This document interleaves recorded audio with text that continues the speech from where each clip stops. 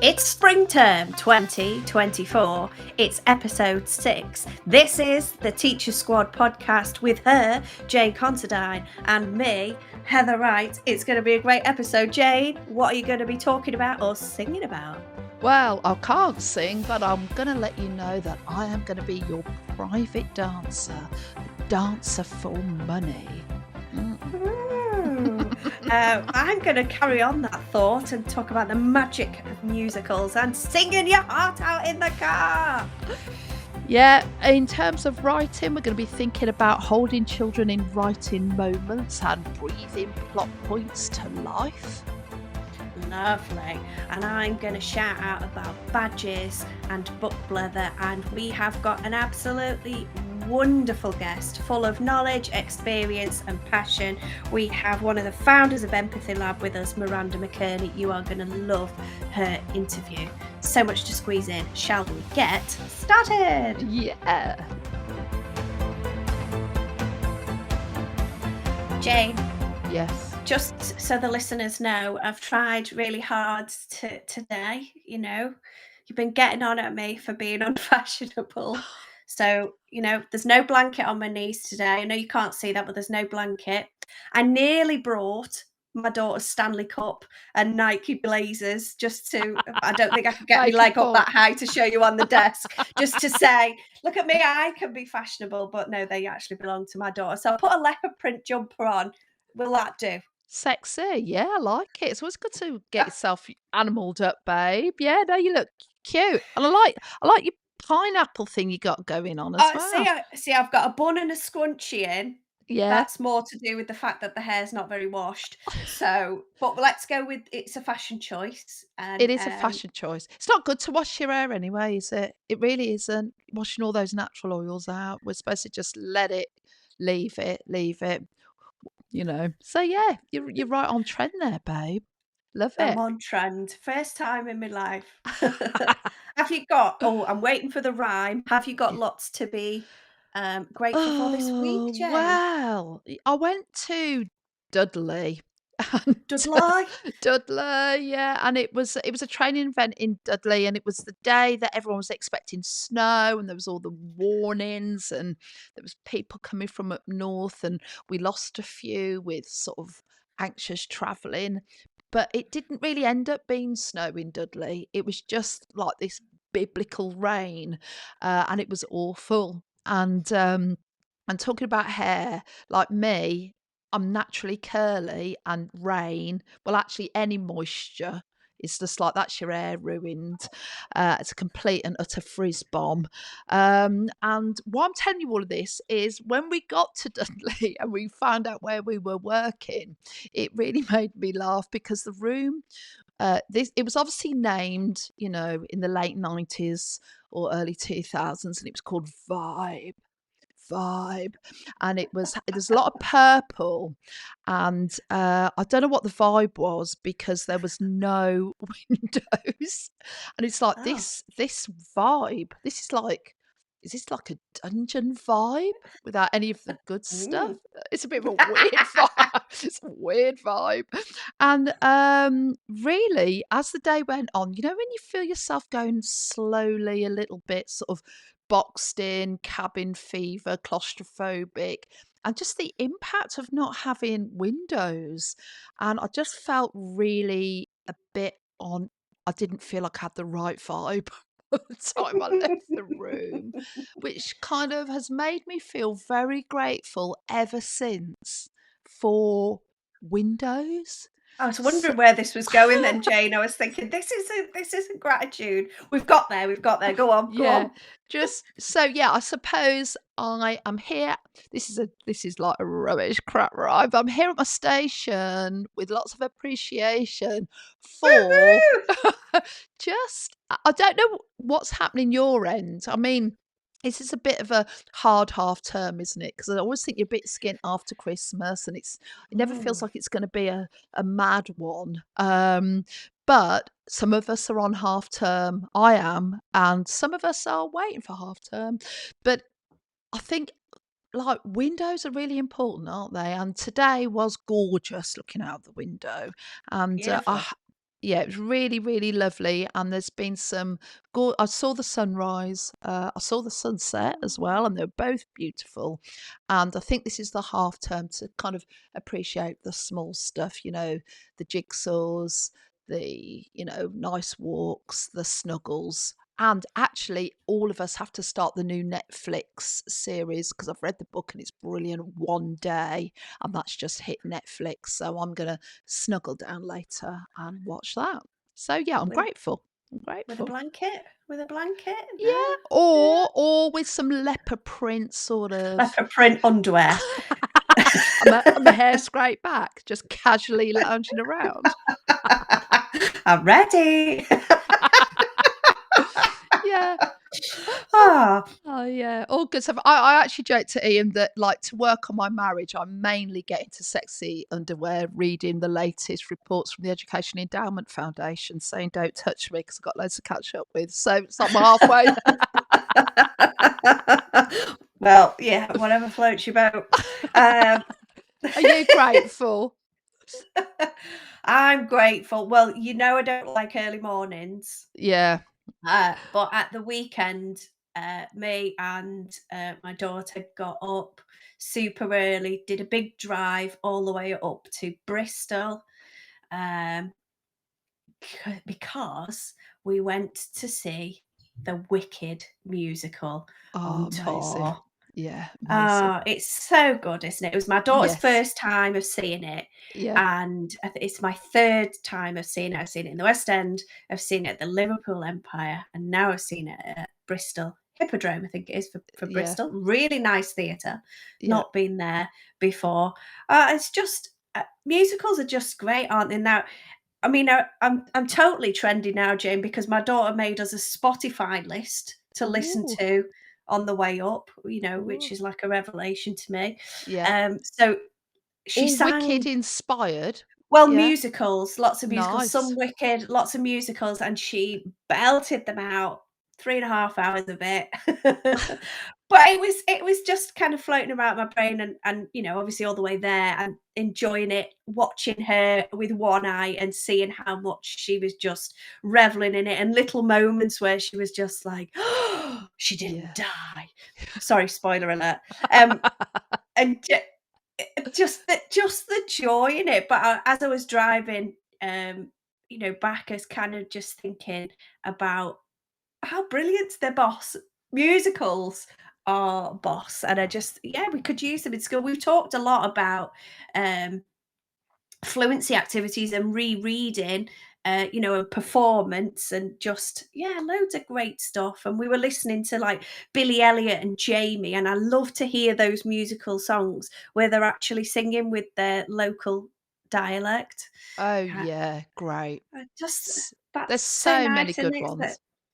So it Yeah. was a journey of joy and just my brain just fizzing around thinking about the joys of language and getting under the skin and the empathy and the emotion expression, all that of a musical. So if you haven't Yeah. got any musicals in your curriculum, maybe it's time to Mm. zhuzh up your genres. I don't Yeah. know, but I'm grateful for that. Yeah. I mean, Wicked is absolutely up there. I love Matilda as well, and, yeah, there's Yeah. always ones to add, and you go through phases, don't you, of kind of loving certain musicals, but I remember that. I have got lots of fond memories of singing, with my mum in the car, actually, when we used to go down and visit my gran, and, yeah, but as I reflect back now, she used to make me sing as in a duet with her, I'm a Private Dancer by Tina Turner, and now I know what that means. This is a bit freaking weird. Like, mum, I was 11 years old. I don't know how, like, moral this was. What? That's brilliant. That is so good.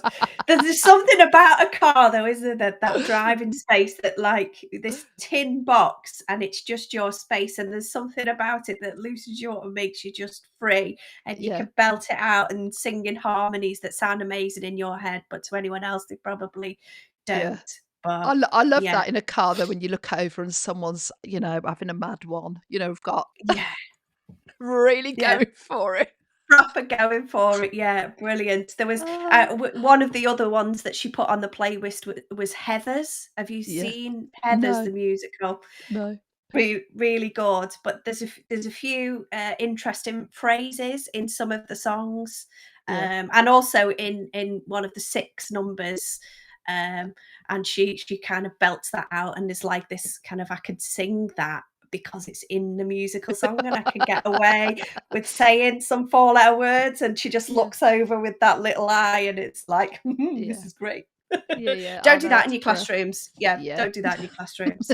Check We out should what you're move on singing. from we should move on from musicals. Have you Yeah. got a wonderfully summarized sentence for Yeah, us, Jane? I have. And actually, it's always hard for me because it's about writing, and I've got so much to say about writing in the curriculum and the teaching of writing. But um, I think the sentence is about how we can be a lighthouse teacher when we teach writing, and that it's really critical that we illuminate the way for our young little yachts who are fragile and Oh. struggling out at sea often when it comes to writing. And we've got to help them sort of navigate things creatively, and we've got to keep them on course so they feel like they're in control. But I think sometimes when we look at kids writing, um, we know that they're struggling with a hell of a lot of things, and there's a lot of patterns nationally about what kids kind of well, what we get a sinking feeling about, and what they find tough, and we know then they find spelling really hard, punctuation, um, and a lot of their writing is like little fragments, because talk is fragments, Yeah, and if they're trying to chuck their talk down, that's often quite fragmented. Um, and there's this other part that makes writing a little bit fragmented for young children is when they start trying to use more complicated words, like conjunctions like when, if, that, and because. They have a go at writing complex sentences and they don't really have a good concept of them. And mm, sometimes they just like lob in a full stop after a subordinating clause, if you can say it, which I can't, because that's why the right curriculum is so damn tricky. Oh, and you got as a teacher, you're reading loads of run-on sentences. It's not just and mm, then, it can be so later and ultimately. It can be lots of different words that kids latch yeah, onto and just like overuse. And we were talking earlier about celebrating accent and dialect, but of course, in that celebration, it can really kind of muck up the tenses they're using. We was going, you should yeah, have, I'm gonna go, and all of that. So there's so much to sort. However, you know, what we've really got to do is make sure that they're that we keep it as clear as possible for them, and that the big stuff is really, really clear, and we want them excited for writing.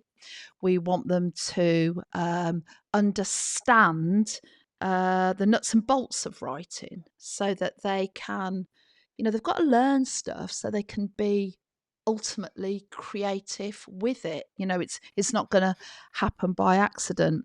And one of the things um, I've been working ever such a lot with schools lately is sort of for cognitive overload reasons, almost like less is more, and immersing kids in one moment really, really well, um, and how we can sort of breathe that moment to life for them so that kids have kind of a real sense of the content and the context, so they're not trying to juggle too much plot. They're just writing something really, really well, and that kind of breathing something to life, getting them to understand it before they even try and write about it, getting them to kind of have more knowledge about the world, is really important, so that it's kind of a level playing field for kids, like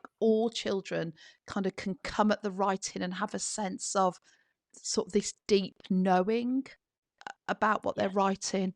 And just taking some time uh just to get children into the writing. And again, this, we've talking about the power of music, but just not assuming anything for children. So it's like less is more, context is king, giving children like a powerful picture that they can hook into, and then holding them in a writing moment uh, to get them going. So rather than just turning the pressure onto them, what can you see in this picture? Let's say it's Little Red Riding Hood. Actually, you as a teacher narrate it into the room, and that they get a sense to listen along and hear the words, and before they even try and show us what they can do. Yeah. So that sort of breathing plot points to life, uh, being an important part of that connection with writing. Um, just so you know what I mean, it's, the music would go on, the picture would appear in the classroom, and it would be something like this. Little Red Riding Hood continued into the wood. The further she went, the thicker the forest became. The further she went, the dense and darker the forest became, and shafts of sunlight that glimmered in between the leaf canopy became narrower and narrower until it became quite dark. The earthy smell of the woodland was locked in heavy foliage, and the outside world quietened, and the woodland whirled, and its sounds were magnified. The shrill shrieking of the jackdaws intensified, and the creak of heavy branches closed in. She felt small now as the trees towered ahead. She wished Mum had come with her. A strange rustling caught her attention. What was that? Who was that? She felt like someone was watching her. So rather than this kind of overload of the whole story, let's get this part sort of under our belt a little bit, and then sort of taking it from there. For kids to truly be creative, they need a lot of help at living shared things together. Um, and then they can start to kind of shine with their kind of own ideas, um, especially if we furnish them with the right language to kind of succeed at that moment. There's just so much they're having to struggle with, and the hardest thing, of course, with writing is trying to orchestrate it all at once. But Absolutely. it's a tough one. It really is tough. I liked your imagery at the beginning, and if I was a young one, well, if I were a young one again, it'd be nice, wouldn't it? If I was on a yacht, I wouldn't have a clue all of the different things to control. Yeah, my sail would be going wayward. So it is hard, isn't it, to just give them the space. But I like the word breathing in that as well. And we don't want them to be doing that panic attack because Yeah, that's when we get the rubbish and the fast and it's. There's a common theme with what you talk about, Jane, about giving them the slow down and the space to do yes, that, and yeah. it is an important message. Yeah, yeah, absolutely. Absolutely. There's just so much there having to juggle, and they need a chance to kind of do it well, and do it kind of deeply. And sometimes the writing is too rushed, and it's in the slowness that they can start through meaningful practice. They can start getting better and start actually bringing their own ideas to life. Yeah, And absolutely. feel the moments of success, can't they? Yeah, Yeah, yeah, absolutely. yeah, yeah. Hmm. Have you got something on your mind, Heather? Well, I've always got lots on my mind, and it's always picking out what's good to talk about this week. So, as well as my leopard print jumper, Jane, Yes. she says as she pushes out her chest, "Have you noticed that I'm wearing, some badges today?" I don't know how Yeah, yeah, clearly yeah. you can see them. I So, can see them. these are the sought after, Reading Rocks badges. And the most recent batch has been available just for a few days, on the website, and nearly all of them have gone already. So if you want one, you need to get yourself on there quickly. And they seem to be very popular. And they say one of them says, "Ask me what I'm reading," and Yeah. one of them says, "Tell me what you're reading." Nice. So that they're both a bit bossy, both with the imperative. And as I was packing all of those orders, um, and looking at what people had chosen, which badge, or the combinations of those badges. I think I said in one of our earlier podcasts this term about noticing. I was doing a bit of that, Yeah, and I yeah. was thinking, I like to imagine where these badges are going and the kind of impact that they're having in classrooms around the country. Um, and some people had chosen to just get one version, just an ask me, and that's the most popular, actually. Mm. Ask me what I'm reading. Mm. Um, some people had got evens, so ask me what I'm reading or tell me what you're reading. Some people had just got one or two and just think maybe they're just getting them for their own lanyard. Yeah, yeah. Some people had got like 7 of each, and you think, is that how many teachers there are? Are they getting all of the teachers to wear them? Or Yeah. some of them are in bigger numbers, like 50 of them or Yeah, yeah. 40 of them, and you're thinking, is that for one child, one for every in the class, or are they giving them away for special reasons, or is that for the reading and pupil reading ambassadors? So I was kind of imagining all of these things, but ultimately what they're for is to inspire informal book talk. I tell you Yeah. what else I'd noticed, which has got nothing to do with informal book talk. Well, there were loads of Claires and loads of Joes who ordered, Ah. and I Oh. was thinking, are they popular names in teaching, or are they just teachers who just are particularly good at promoting reading for pleasure in school? Is Mm. this a correlation? Who knows? But maybe if you've got a Claire or a Joe in your Yeah. school, could you let me know if they are good at promoting reading for pleasure? And if they haven't tried it, maybe they should. Maybe Yeah, they yeah. should. Anyway, yeah, thinking about informal book talk. Um, Badges and blether, Yeah, and yeah. it kind of just got me thinking, about the importance of informal book talk. So going back to what you were saying about giving the space and the time, it's important that we do that. I was talking to a group of ECTs last week about growing reading for pleasure in their own classrooms. And I was talking about the characteristics, so what does it look like? Not what's on the walls and what's, on drawers and bits and bobs. What are the characteristics of a reading classrooms? And one of the words I chose was social. Actually, we need to see that the readers are connecting teacher to child, child to child, teacher or adult to adult, so that it's modeled and it's seen. And actually, something else that we touched upon with the ECT is about that reader identity being really important. The teachers, um, but inviting the children into that reading life and saying, can I talk to you about what I'm reading? So that ripples out into the children having their own reading identity. So I guess what I want to ask listeners really is, are you leaving enough space for informal book talk? Big one for teachers, because we're a bunch of control freaks, aren't we? Yeah, yeah. Are we letting go of the reins enough and giving the pupils enough control about what they talk about?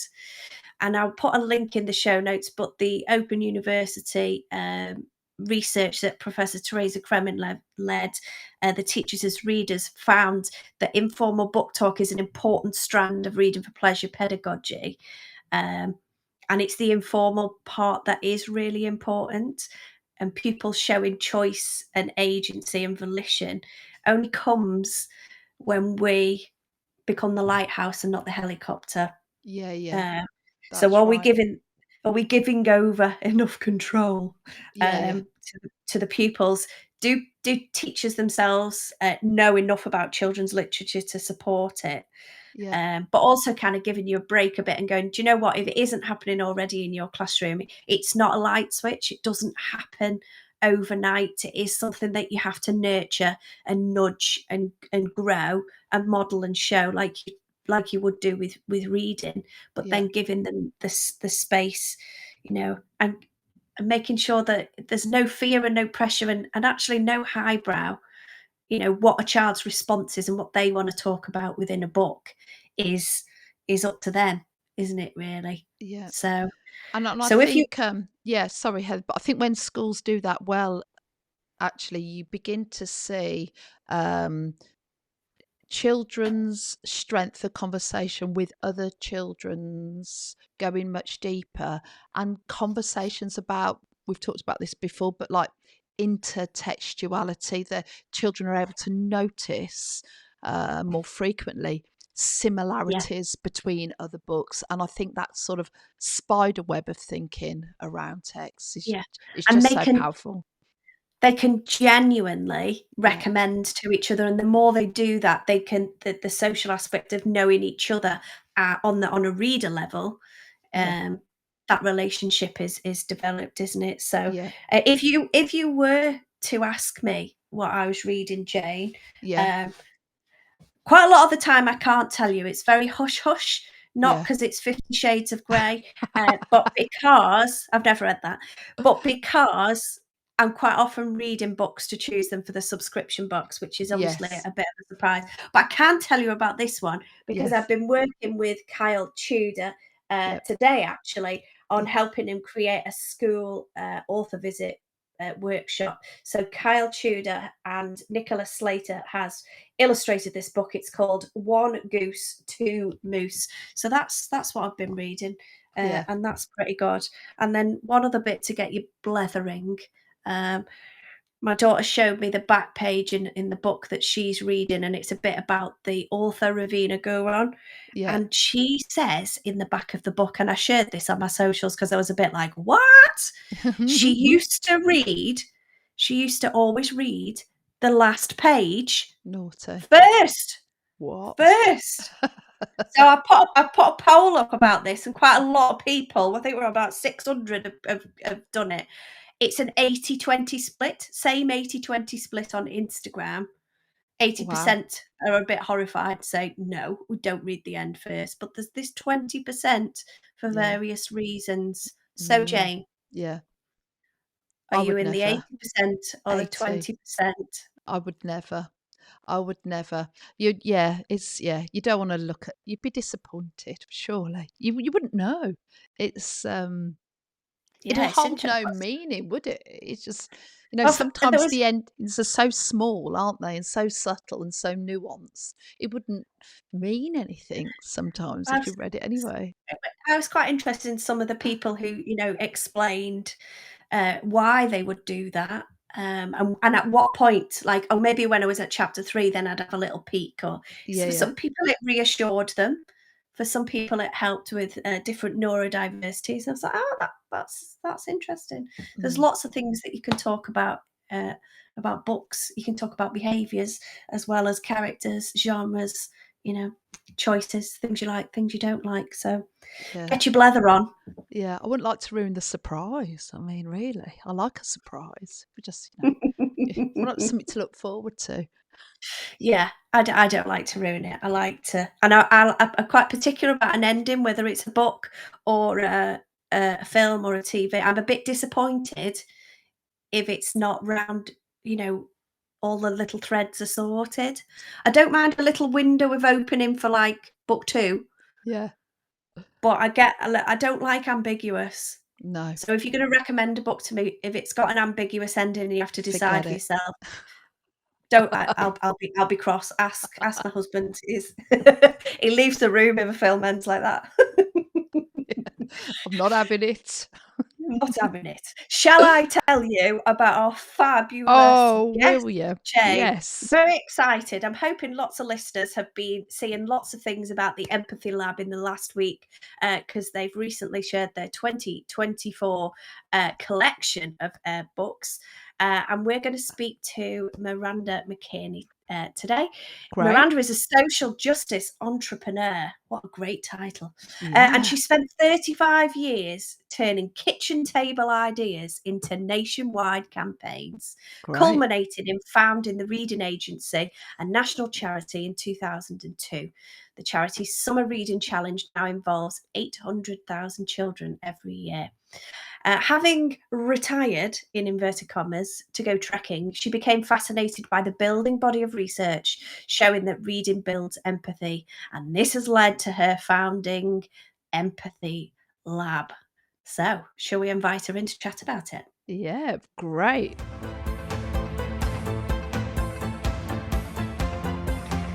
Hello, Miranda. Welcome to the Teacher Squad podcast. It's lovely to have you with us.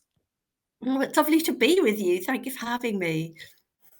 We're very excited to chat with you all about the Empathy Lab. But before we do that, we talked about the fact that you were supposed to have retired and you're supposed to be trekking. So let's forget what are you supposed to be doing? And are you managing to do any retirement activities as well? Or are you just super busy? So busy, kind of more busy than I was when I was running the reading agency, but partly because I've become a granny, and so I'm trying to sandwich in a granny day as well, which doesn't really fit. So that really means working at the weekends to kind of squeeze everything in. But Empathy Lab is growing, and it feels like so important right now with what the world is facing, and what our young people are facing, that, I feel more fired up than ever by the idea of using books more consciously and purposefully to build children and young people's empathy, understanding, and skills. Yeah, definitely. I'm glad that you're managing to squeeze a granny day in. That means Mm. you've got even more of an excuse to dive into and enjoy some gorgeous picture books, haven't you? But tell us the story of Empathy Lab. So you passed on the baton with the reading agency. What drove you? You've shared a little bit, but tell us a bit more about where Empathy Lab came from. Yeah, well, while I was at the reading agency, we were always very interested in the research, and we worked very closely with Teresa Kremen on the whole reading for pleasure area and how libraries kind of particularly needed to come more fully into the picture on that.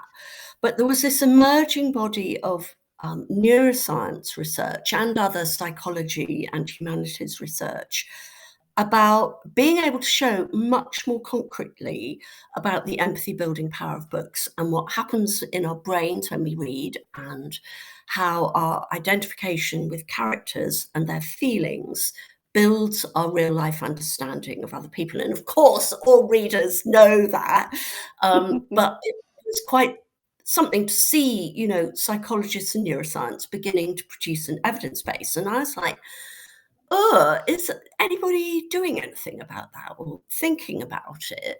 And of course, lots of teachers all the time are thinking about empathy, but making that linkage seemed to me potentially hugely potent for the education system and for society, because if you've got books everywhere, kind of ubiquitous in public provision and in homes, what if you could get a sort of double win and be building empathy, understanding, and skills off the back of that? And at that point, the sort of main societal concerns were about social media and the kind of casual cruelty it was enabling. And of course, now it's like, whoa, the pandemic, war, climate change, mental health, polarization, misogyny, it's like, if ever the need was great for more empathy.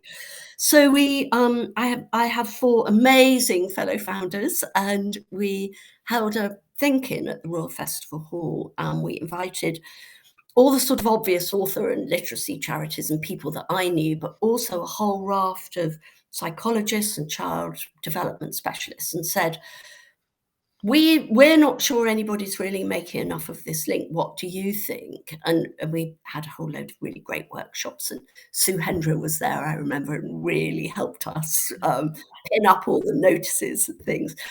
And basically the conclusion of all these very eminent people was that no, not nearly enough was being done. And they basically said, go forth and do something. And so the first thing we did was wrote an article in The Guardian, the teacher bit of The Guardian, saying, wow, there's all this amazing research. Is anybody kind of thinking about that?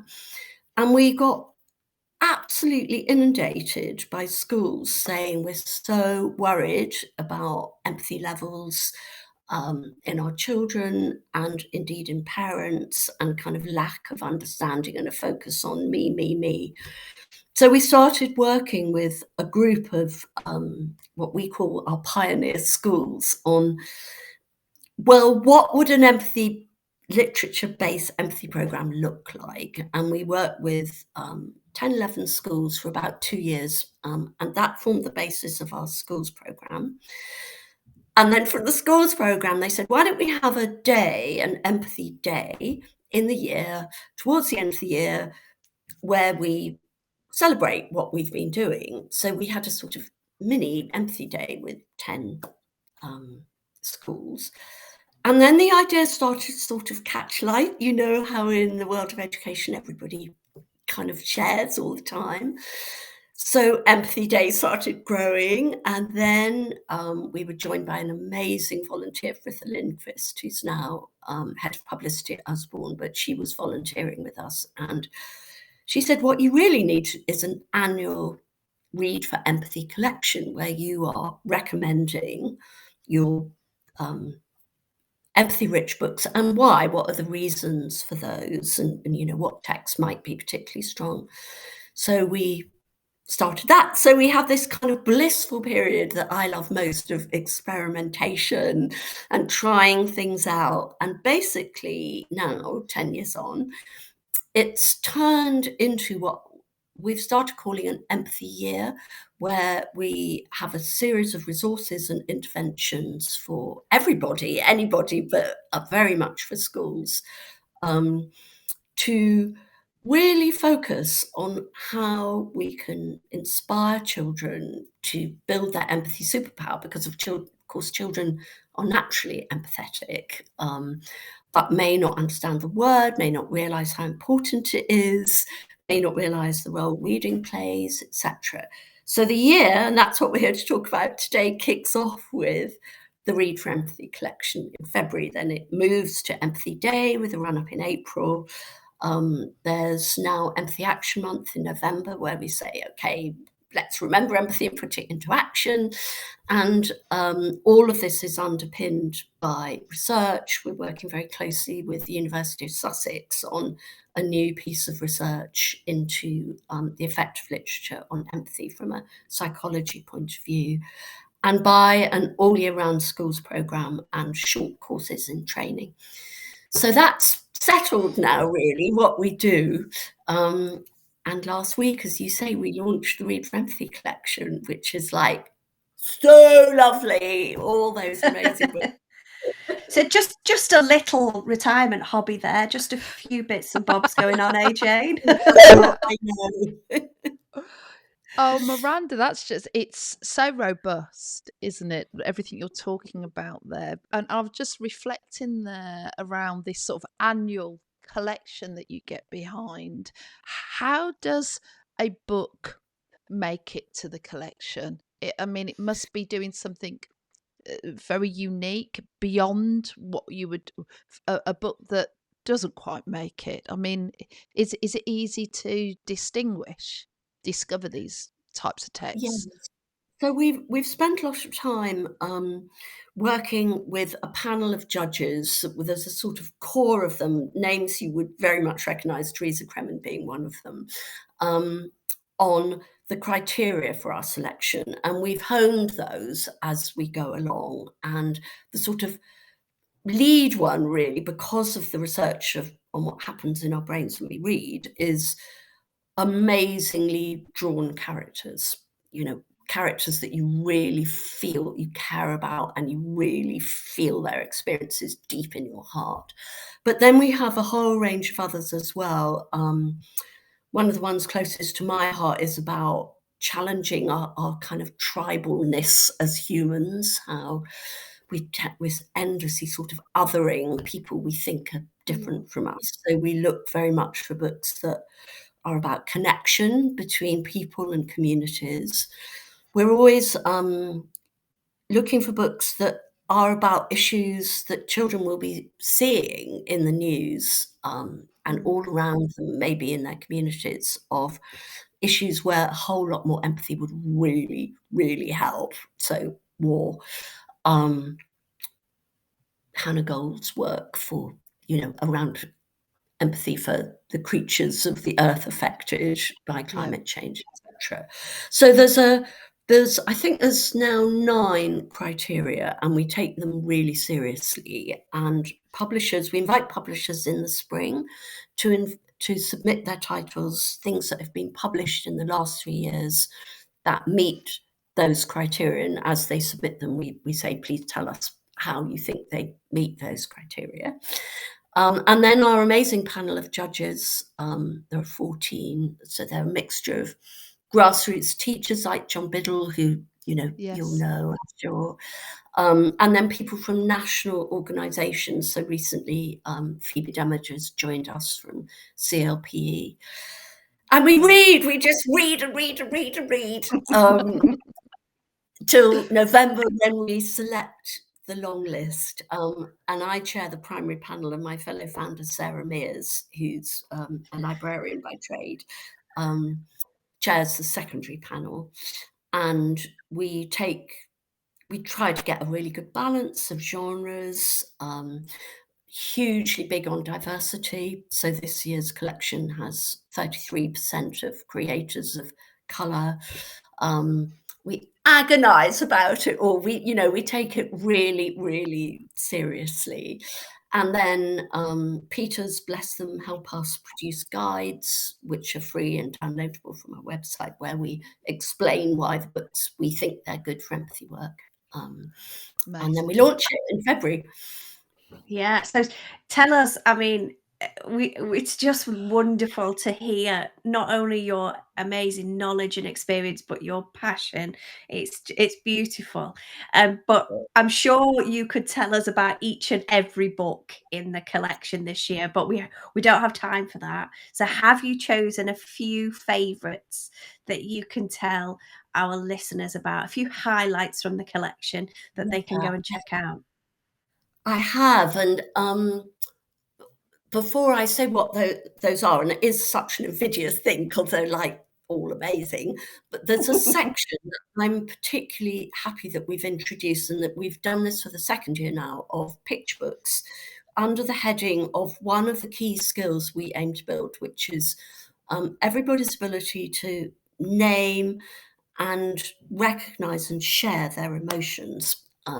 Because partly in response to teachers who've been saying, particularly since the pandemic, how troubled a lot of children are, how difficult they find it to name the granularity of their emotions. And there's a lot of really powerful psychology research showing how much it helps us to be able to do that, and not just say, I'm sad, but to say, today I'm all mixed up and I'm really miserable, but part of me is really despairing, or, just helping us really frame those. So this year there are 8 amazing picture books in an emotion section. This year there's been a really strong showing for verse novels, which I think are particularly potent in an empathy collection. They somehow really get you. So there's two I was going to talk about. You won't be surprised to hear me talk about Matt Goodfellow's The Final Year. She's on everybody's lips. Extraordinary verse author. Oh God, voice of Nate, the main character, so strongly drawn, and gives you real insights into a sort of chaotic family life that is full of love. So love that one. And then I don't know if you know Tia Fisher's Crossing the Line. That's in the secondary collection. And it's about a boy being sucked into county lines. And it taught me so much. You know, when you get those insights into like, oh, you know, of course I know about county lines, but oh, that's what it feels like and how you could end up like that. So, you know, really powerful insights. And then the picture book that sticks with me and Sarah endlessly is I Am Nefertiti, which is a really wonderful picture book about a little black girl who's the adult in her life, the teacher, shortens her name because she kind of feels that Nefertiti is a bit long, and so she shortens it. And Nefertiti feels smaller and smaller by not having her real name, kind of her whole self recognized, and she shrinks to being little tiny Nefertiti. And then the teacher listens and it all gets better. And by the end, Nefertiti is on the drums and it's fantastic. But it's a very, for me, it was really resonant about people really seeing you for who you are. So that, with that one, and then I had one more, I could go on forever, but I know I can't. So Safia's War in the secondary collection could actually be suitable for upper key stage 2 as well. It's by Hiba Nur Khan. And it's so poignantly resonant in the context of the Middle Eastern conflict right now. So the lead character, Safia, is a Muslim girl in Paris in the Second World War when the Nazis are persecuting the Jews, and the Jewish community is trying to kind of organize themselves to get out.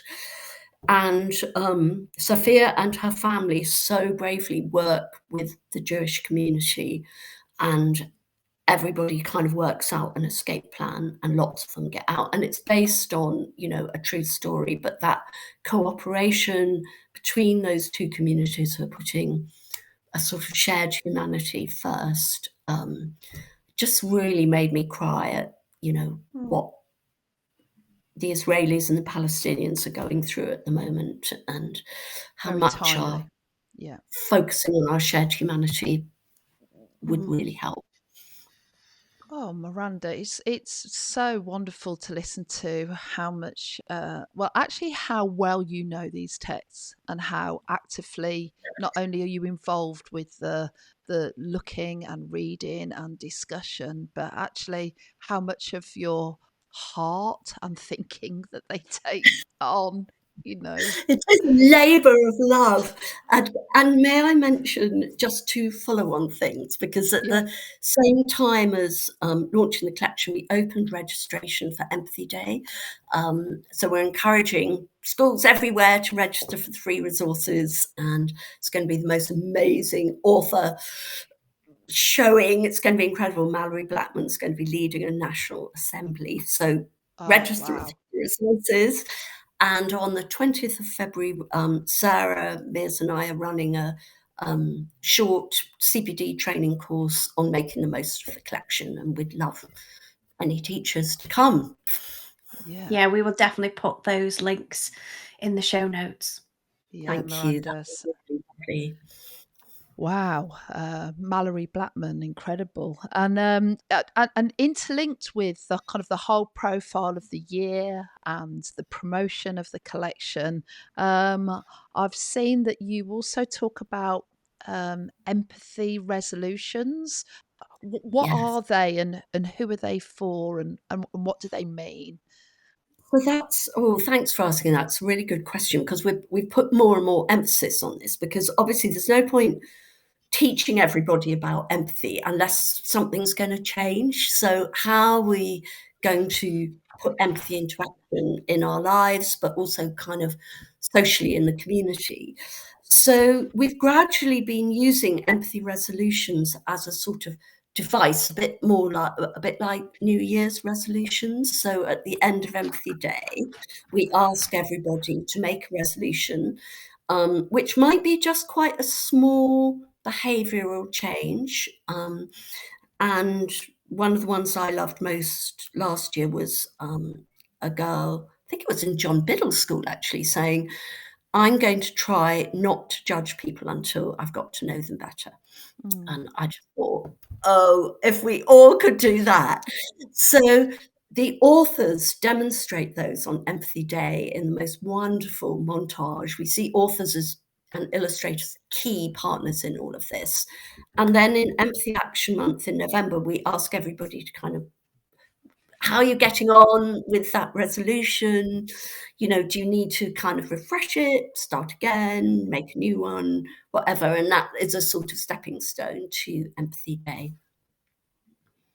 Oh, incredible, incredible. Like a whole tsunami of kindness and of course, you know, we know not only is reading going to make us more empathetic, it's also going to make us happier, isn't it, Yeah. Miranda? And that investment in some really crucial sort of principles is sometimes where I think we might have lost our way with our curriculum, you know, being about whole child and development of kind of core aspects of living and being. And yeah, this just sounds such an important actually access for all project. I think that's why it's so powerful, how it, you know, if schools just need to kind of open their eyes and get involved, and there's lots of ways that they can get involved. And what it means, and you know, there's an increasing emphasis on the importance of social and emotional skills with the Education Endowment Foundation really zoning in on that. And what it means is that it's not a bolt-on because you're using what's already there.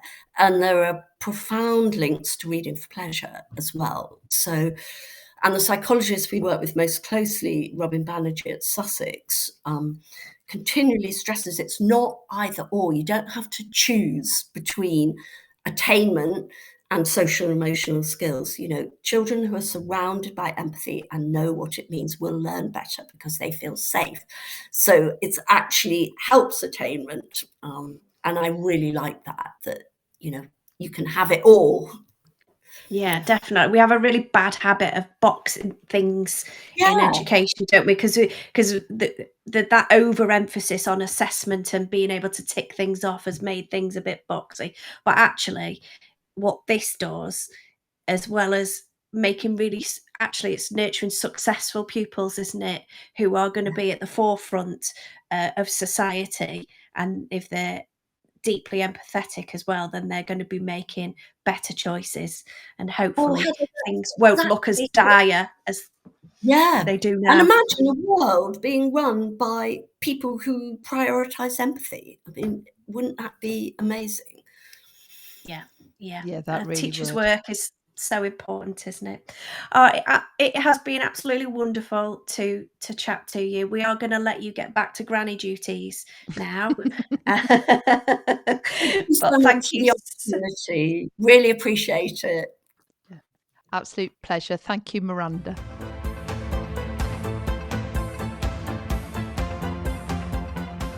So, Heather, you know that I've got lots of reading units that help us deliver on the Education Endowment Foundation's latest work on the Reading House that then interlink with, you know, books that the Empathy Lab promotes. And of course, you are also super knowledgeable with books and texts, and I know a lot of your stuff interlinks with award-winning books and those that feature on the collection. That's right, isn't it? Yes, it's nice to having looked at the collection and kind of done it. It's a bit like, you know, when you used to have swap cards and you go, got, need. got that one. Got need. I was kind of looking at the collection when it was released and going, oh, we featured that one in a early years box. We featured that in a Key Stage 2 box, and the final year, which we've obviously bigged up and talked about, and some books, by authors that we've featured as well. So it's reassuring for us as well, isn't it, that we're choosing books that other professionals and experts are equally saying of great quality for the classroom. So Absolutely, and it's not a separate thing. Everything can be kind of interconnected and absolutely. dealt with as a reason to read and a reason to write. Also, just on the matter of writing, if you want to, if you're feeling a bit kind of that sinking feeling about writing and you want some practical ways to deal with some of the national weaknesses head on, I'm in Manchester on the 15th of March. If you wanted a CPD session on writing. I thought I'd get that in first because these often end, and I'm thinking, I meant to say that, I didn't say it. So I thought, say Is it. it your menopausal brain just forgetting? I'll just put it in there with absolutely no link, just a bit random. There it is. And also, Jane, if go on. people want to see some of your writing units, you've got some freebies for them, haven't you? Yeah. I'll put those in the show notes. Says you can download them for free. You can have a go. Then you can come and see me in Manchester and ask me loads of questions about it. Exciting. Yeah, ask them really tricky ones. Do it. Go for that. I like tricky questions. What are Yeah. you going to read to me, Jane? Well, it's about I think it's about kind of the February half term being a bit it's not going to be one of those holidays where it's going to be really exciting. And this is about I've chosen this from Jack Noel, and it's about the small stuff. And it's actually called That Peeling Feeling. My granddad told me about an artist called Joseph Beuys. Joseph Beuys said every activity, even peeling a potato, can be a work of art. This was in the 1960s, before the internet and oven chips, so they had a lot more time to think about peeling potatoes. But even so, I think I know what he means. I like peeling things too. I like peeling. I like peeling candle wax from the kitchen table. I like peeling PVA glue from my fingers. And I like peeling potatoes when I'm helping my mum. And satsumas. I love peeling satsumas. Most days there is a point in the middle of the afternoon when mum is off checking on my grandparents and my brother is off in the other direction shouting over the garden fence, and I'm all alone. And I like to go to the kitchen and sit there in between things. And I'm not starving, but I am peckish. I'm not tired, but I am quiet. I'm not bored, but I'm bored enough to eat fruit on purpose. And sunlight pushes through the open window, making the dust dance. And I take a satsuma from the fruit bowl and hold it up. Birds sing, and I look at the bumps and bulges and the pits and craters. An orange planet. I start by biting, sink my teeth into the skin just to get it going. I get a sneak peek of the taste to come, like when you watch a trailer before you go to the movie. The first opening is a secret door to another world, like that cupboard that goes to Narnia. And I work a fingertip into the opening. To keep the peel in one piece, you have to kind of wiggle your hand as you pull. Micro moves up, down, back, forth. It's as neat and as natural as a turtle moving its flippers. A turtle on blue planet gliding through the shallows. The camera below, the sun shimmering above like a radioactive satsuma. And it goes on and on and on and on about the moment. But I'm going to leave it there. The peeling feeling. Oh, I like that. I don't like satsumas, but I like that. And when you're talking earlier about writing and kind of those breathing life into the moat, some children haven't got vast experience when we talk. But taking the simplest of moments that we can all experience, you can unpack it, can't you? Why don't So you if I'm like doing any satsumas though, Heather? Like oh, really? I think I like the flavour of orange, especially in a Terry's chocolate orange. But but it's a texture thing. I don't Ah, yeah, yeah, I don't yeah. like don't like the feel of it in my mouth. So Any orange, or just any orange, yeah, oh, yeah, not no, yeah. yeah. And I really do have to be quite bored to eat fruit. More than bored. More than bored. Yeah, I like that line. Yeah. I'm gonna share with you like I said, there's loads of books on the Empathy Lab, collection that have been in the, Reading Rock subscription box, and I thought maybe I should do one of those, but then I spotted one that I thought, "Oh, well, we had Helen Rutter in last Yes, week, yes. um, and The Piano at the Station." Um, you've read I thought have you talked about this one before? No, I no, no, can't no, remember. no. Anyway, but I love Barrington Stoke books, those nice short Yes. reads, but I've got so much in them.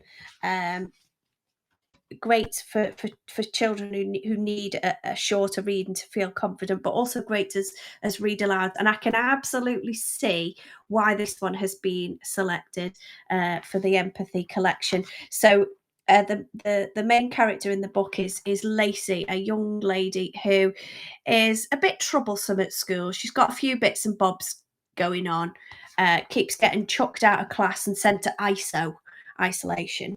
Oh, Um, and school have put this provision in place, some music therapy, where she's been going at lunchtime to meet a music teacher who has been great with her. And she's discovered that actually she's got a bit of an affinity with playing the piano, and it's kind of helped her.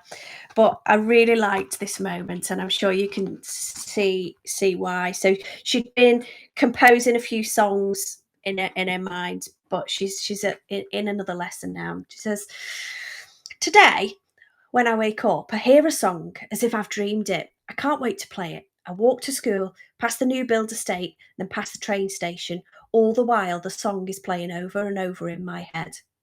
I'm in English. I'm still thinking of the song when Mrs. Yardley asks me what I think of the book we are reading. I lose the song and feel annoyed, so I can't help but say the first thing that pops up.